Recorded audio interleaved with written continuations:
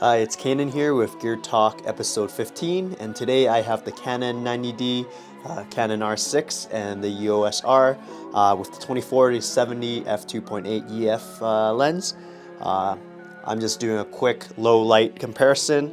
So the Canon 90D is a 32.5 megapixels APS-C DSLR camera. It was one of the latest ones in the DSLR lineup. Now they have the R7 and R10 on the mirrorless side, but I don't have those on hand with me. And also the EOS R, which is a 30 megapixels around full frame, as well as the Canon R6, which is 20 megapixels. And yeah, I just wanted to do a quick low light comparison. Low light performance is one that many people use as a decision factor to switch to full frame from APS-C, and I just wanted to see for myself how significantly different the low light performance was between crop sensor and the full frame.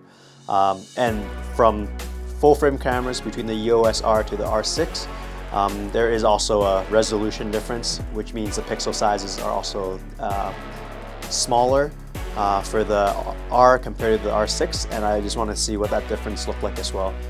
There's obviously different in technology and processor built in, but I'm just going to do a quick comparison of the Jpegs just so you can have a rough idea of what this low light performance difference actually is. So here we are with the setup. We have the EOS R with the 24-70, little bottle of poopery, I don't even know how to pronounce it, and an LED panel. I am gonna turn off my ceiling lights so it will be darker, but yeah, so this is just a quick setup to see super low light, one light source from the back, and seeing how the JPEGs come out of each of these three cameras. Yeah, that's pretty much it for what this video is about.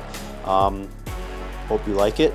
If you like these comparison videos, hit like and subscribe. This is a rare occurrence that I have the 90D with me as well. I'm actually filming the video on the 90D just to test it out.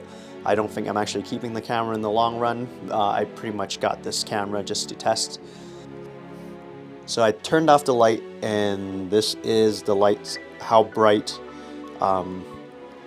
or how dark the room is. A single light source over there. Right now on my camera, I think I have the ISO down, so it's pretty dark. I'm going to start from ISO 400 and go up to ISO, as high as the ISO of the camera that I can shoot with. And yeah, just compare the images. So yeah, here are the images to follow. JPEG out of the camera.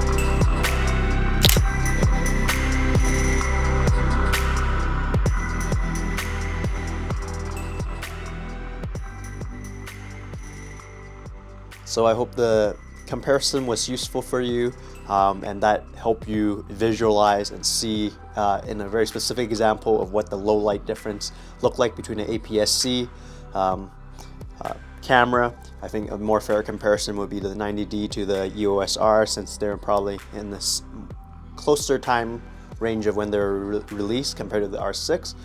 But R6 has always been mentioned as low light performance, even compared to the R5. So I just wanted to really push the low light situation and see what it looks like. And yeah, hopefully that was helpful in your decision between APS-C or full frame, and also if you're considering what sensor size to get. Yeah, full frame, and also how resolution, the number of megapixels affects the sensor size and how well it performs in low light. So the smaller the pixel size for the higher resolution tend to have a negative effect on low light, while smaller megapixel camera can actually perform better in low light. You can see that happen with the Sony A7S series as well. Those cameras in the A7 lineup is actually much lower resolution compared to the A7R and even the A7 III and IV, but the low light performance on the A7S is pretty awesome. I never had it myself, but I've seen amazing things on the A7S original, so I can imagine the newer versions have been even better. And the reason why they are still good in low light is because of the lower resolution and the bigger pixel, which can take in more light. But yeah, so hopefully this video was useful for you and helping you make a decision on what camera to get based on your needs. Not everyone needs the low light performance. It definitely helps. I have a young, almost 2-year-old at home, and when she's running around, I need a high shutter speed, especially if I don't have all the lights in my house turned on or don't have a flash on the camera. Having a faster shutter speed as well as the ability to bump up the ISO definitely helps. So depending on your need, you might or might not care about this at all. But yeah, hopefully this was helpful for you. Have a good one.